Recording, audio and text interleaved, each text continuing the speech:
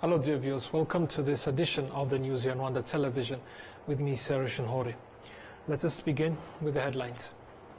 President Kagame has attended an EAC SADC meeting to review the progress made in restoring security to the eastern DRC. Across the country, citizens say that Rwanda's decentralization policy of bringing governance and resources closer to the people has greatly changed their lives for the better.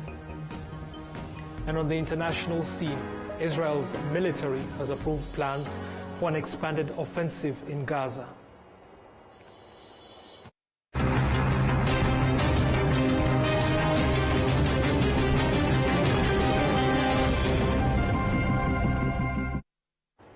Now straight to the details. Thank you again for taking the time to join us. The President of the Republic of Rwanda, His Excellency Paul Kagame, has attended a meeting of the heads of state and government of the East African Community and the Southern African Development Community, which reviewed the progress made in restoring security in the eastern DRC. The meeting was chaired by Kenyan President William Ruto, who currently heads the East African Community, together with his counterpart from Zimbabwe, His Excellency Emerson Mnangagwa, who currently chairs SADC. The meeting was held virtually and endorsed the appointment of Botswana's former president, Dr. Eric Masisi, as a mediator on the matter of bringing back security to the eastern DRC. Now, across the country, residents say that Rwanda's decentralization policy of bringing governance and resources closer to the people has greatly changed their lives, making it easier to access services from administrative entities. The government of Rwanda says this policy will continue to be strengthened. The policy was first introduced back in the year 2000.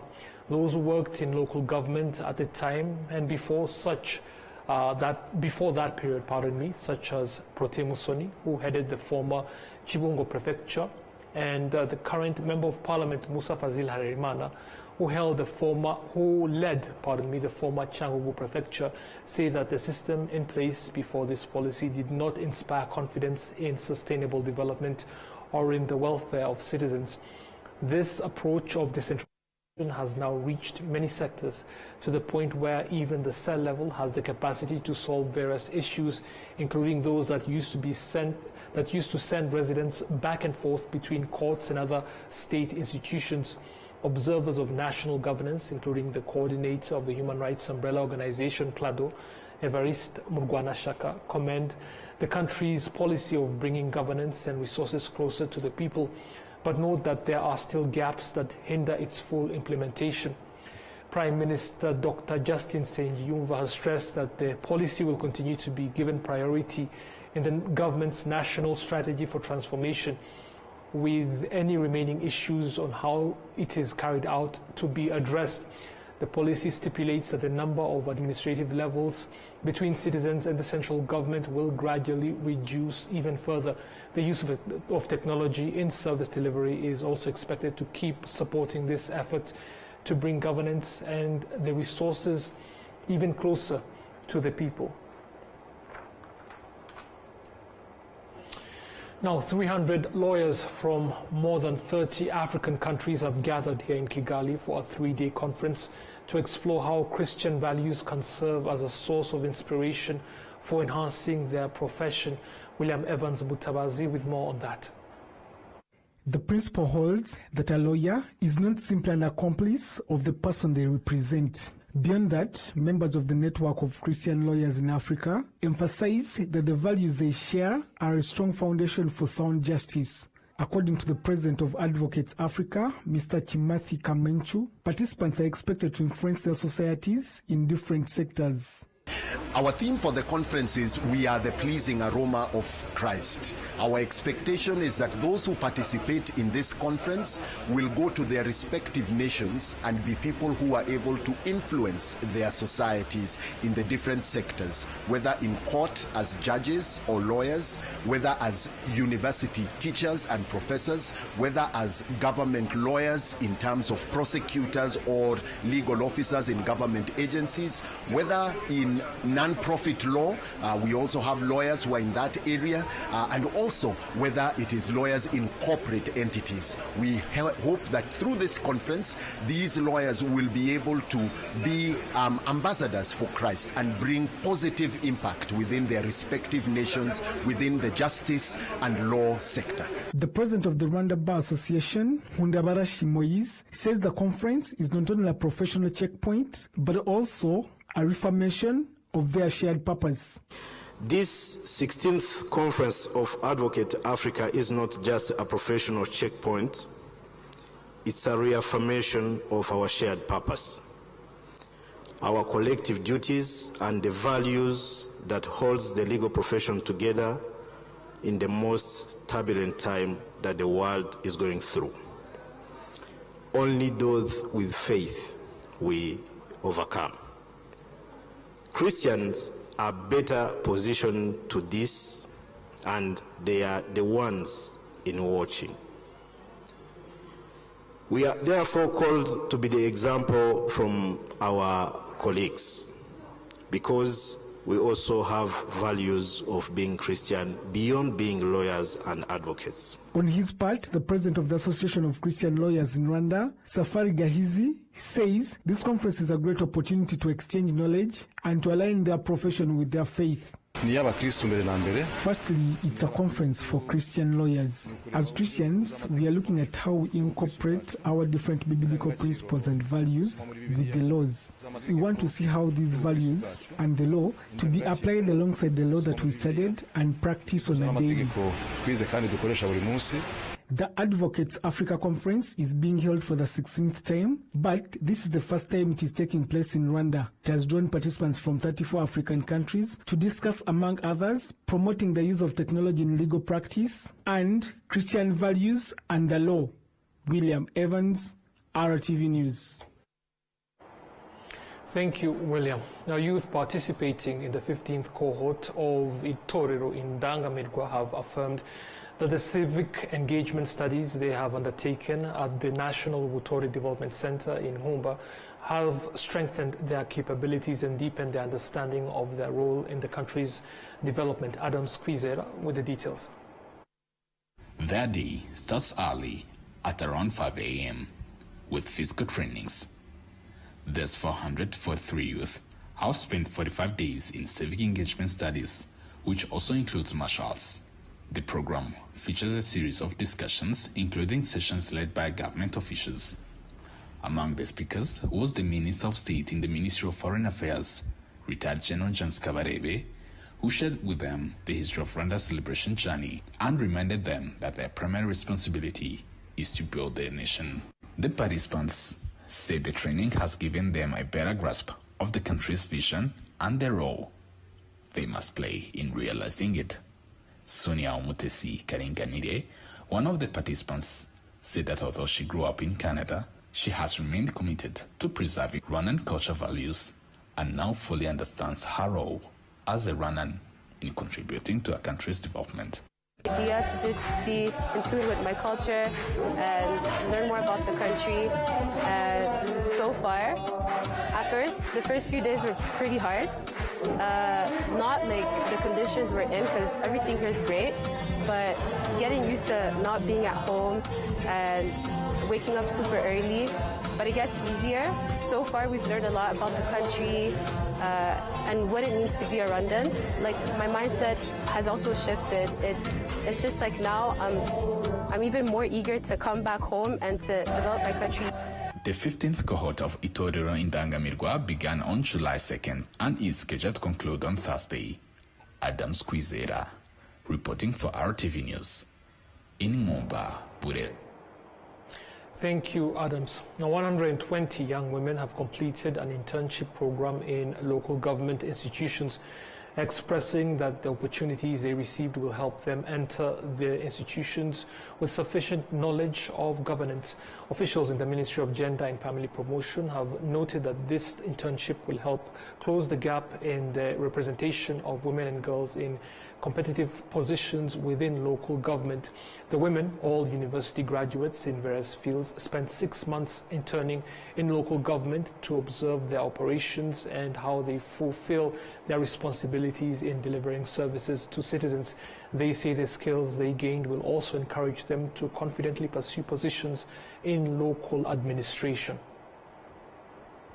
I really appreciate to Rwanda Association of Local Government Authorities because it has empowered us as a woman, as a fresh graduate to match what we have learned in a university in a real life work environment. So this has not only helped me with the knowledge and skills that was needed for my career development, but also with the confidence and also with the community, with the responsible citizen ready to serve in the community with dedicated and integrity. I have studied the governance and leadership, and what I was running was in the theories, but I had this opportunity that made me meet what is in the field, and it has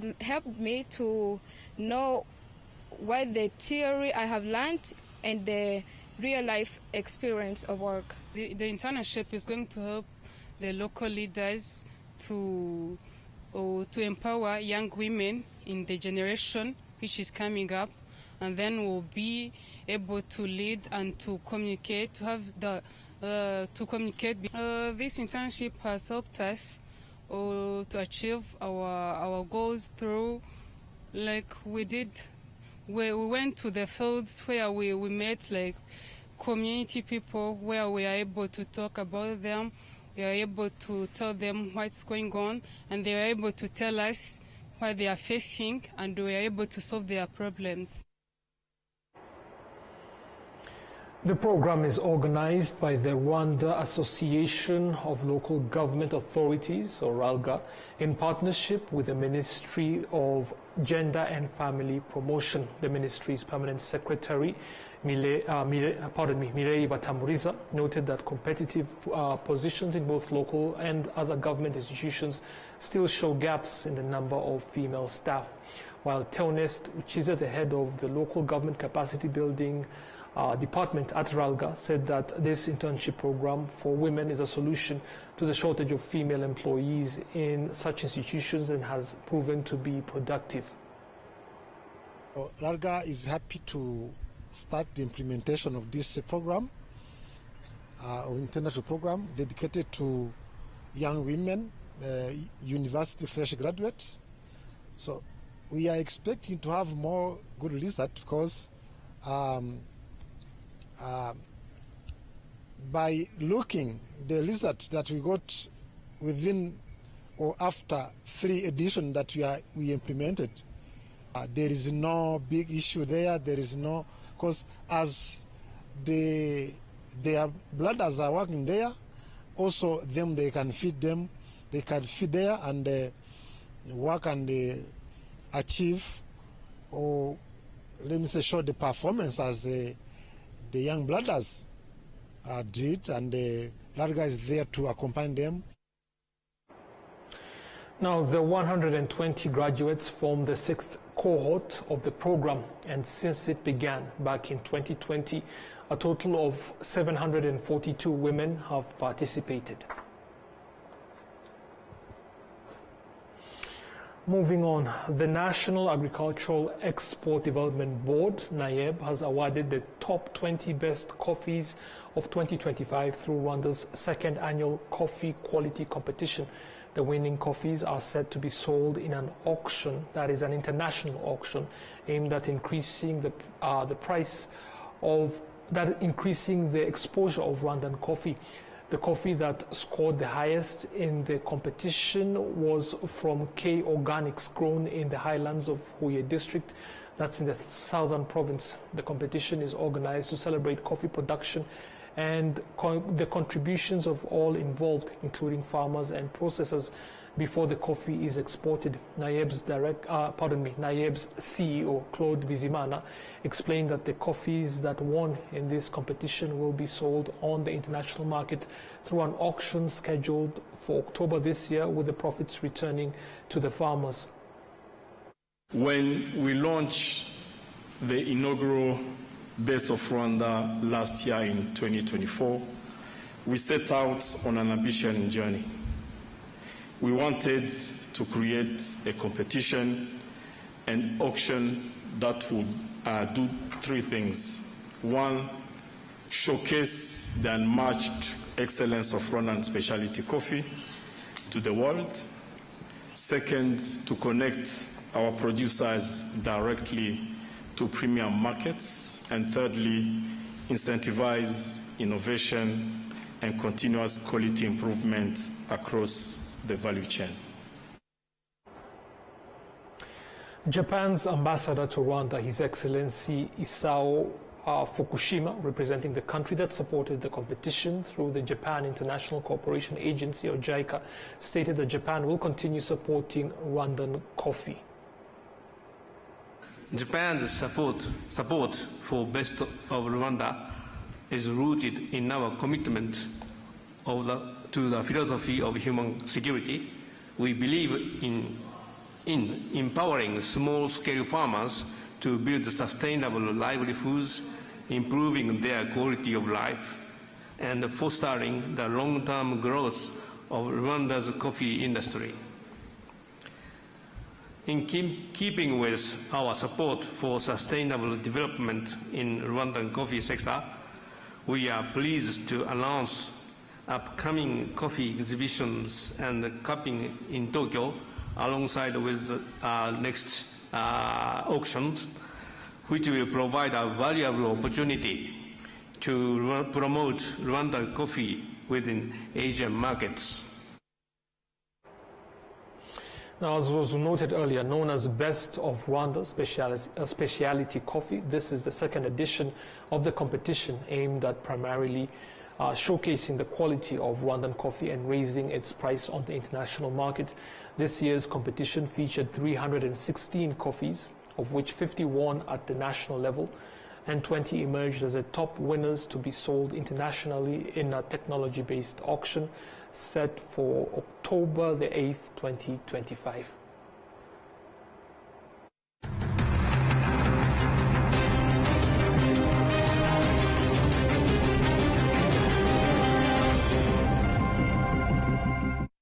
Every journey has a beginning. From nature comes refreshing fruity goodness that keeps you going every day. With every pack complementing life's best moments. Not one, not two, but 5 different fruity flavors. And this journey keeps giving. Introducing Inyanji's new fruity juice flavors, guava and cocktail. Now available at your nearest shop. Always ask for Inyanji. Nyiri muto arababwiraga data bati ntabwo wagira umukamo mwinshi utunze inka imwe, ariko nigeze acika intege. Mama akinjira mu bucuruzi hari abamubwiraga bati ntabwo watera imbere udakorera mu iduka rigezweho, ariko ntibyamusubije inyuma, yakoranaga umwete. Njya muri kaminuza hari abanshidikanyagaho bavuga ko nashobora kaminuza naturuka mu muryango wifashije, ariko byarangiye nanditse amateka mashya. Igihe cyo gutera ishema umuryango wanjye kigeze, bamwe bakomeje kumbwira bati ntabwo watera umuryango wawe ibyishimo n'ishema, ariko narabishoboye. Hari abakekaga ko nasigira umurage ukomeye abankomokaho, ariko ubu mfite uruganda rutunganya amata. Banki ya Kigali yabaye umufatanyabikorwa wanjye mu rugendo rwose, inzozi zanjye ziba impamo. Bigereho.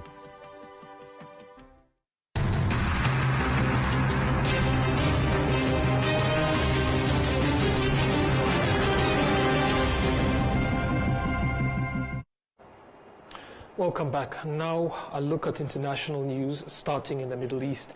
Israel's military has approved plans for an expanded offensive in Gaza.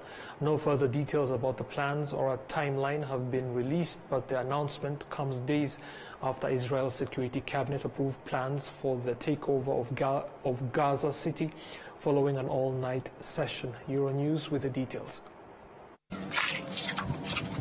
Israel's military has approved plans for an expanded operation in the Gaza Strip. As part of the plan approved by Chief of Staff Eyal Zamir, Israeli soldiers would move into areas where Israel believes Hamas is holding the remaining living hostages. No other details about the plan or a timeline have been released, but it comes just days after Israel's security cabinet approved plans for the takeover of Gaza City.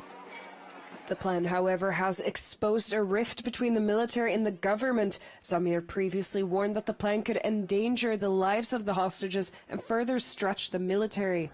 Israel's Prime Minister Benjamin Netanyahu responded via a post on X, saying that if he objected to the plans, he could resign. The statement comes as global outrage has been growing over the continuously rising civilian death toll in Gaza. In the latest of almost daily such incidents, local health officials reported that on Wednesday, dozens of Palestinians seeking aid were again killed by Israeli gunfire. Staying in the Middle East, Turkey's Minister of Foreign Affairs has said that Israel and Kurdish fighters should stop destabilizing Syria. Since Islamist-led insurgents ousted former President Bashar al-Assad in a rebel offensive last year in December, the interim government in Damascus has struggled to maintain stability and heal the wounds of the nearly 14-year civil war. Euronews continues. Israel and Kurdish fighters should stop threatening the security and stability of Syria, according to the Turkish Foreign Minister Hakan Fidan. Speaking at a news conference in Ankara, Fidan accused Israel and the Kurdish Syrian Democratic Forces of undermining the country's efforts to re-establish itself after more than a decade of civil war. İsrail halkına tavsiyemiz, sizin güvenliğiniz komşunuz olan ülkelerin zayıflığından, kaos içerisinden bulunmasından geçmiyor. Bu ülkeleri tam tersine refah, istikrarlı bir durum içerisinde bulunmasından geçiyor. Since insurgents ousted former President Bashar al-Assad in a rebel offensive in December, the interim government in Damascus has struggled to maintain stability. Attempts to merge the US-backed Kurdish forces with the new Syrian army have stalled, and there has been scattered outbreaks of violence between the two sides. Now to Europe, where at least 2 people have been killed as wildfires threaten the evacuation of thousands on the continent. Wildfires in Greece, Albania, Spain, Portugal and Italy have caused widespread damage. Euronews once again. Wildfires across Europe are causing massive damage and the evacuation of thousands as a heatwave scorches the southern part of the continent. Firefighters battle to control wildfires on the outskirts of Greece's third largest city of Patras. 7 major wildfires forced multiple evacuations, destroying homes and businesses. High winds hindered firefighting efforts on nearby islands, where authorities were on standby to evacuate tourist resorts. Other severe fires burned in the western part of Greece's mainland and on the island of Chios. In bordering Albania, wildfires burned forests, houses and killed at least 1 person. Several villages have been evacuated as the wildfires continue to affect parts of the country. Authorities say around 30 fires are endangering residents and burning forest areas. Albanian officials say they mobilized around 1,000 firefighters, army personnel and local staff to fight the flames. In Spain, thousands are facing evacuation orders as wildfires burn across the Iberian Peninsula. Firefighters have largely contained a blaze outside Madrid that broke out on Monday night. The fire killed a man and affected over 1,000 hectares of land. Several people have been arrested by Spanish officials as the alleged perpetrators of fires that have broken out. In Portugal, emergency services are battling a series of wildfires amid another heatwave. Authorities there said 3 major fires that started over the weekend were of concern. Around 2,000 firefighters are on the ground to try to tackle the flames, with more than 700 working to control a fire in Trancoso. An extreme weather alert was extended until Friday throughout mainland Portugal. Italian firefighters are tackling a wildfire on Mount Vesuvius, where fires have been blazing since Friday. Planes drop water over the flames hundreds of times to contain the wildfire. Europe is warming faster than any other continent, according to the EU Copernicus Institute, and wildfires have massively impacted the continent over the summer. Before we conclude this edition of the news, let us again take a look at the headlines. President Paul Kagame has attended an EAC SADC meeting to review the progress made in restoring security to the Eastern Democratic Republic of Congo. Across the country, citizens say that Rwanda's decentralization policy of bringing governance and resources closer to the people has greatly changed their lives for the better. And on the international scene, Israel's military has approved plans for an expanded offensive in Gaza.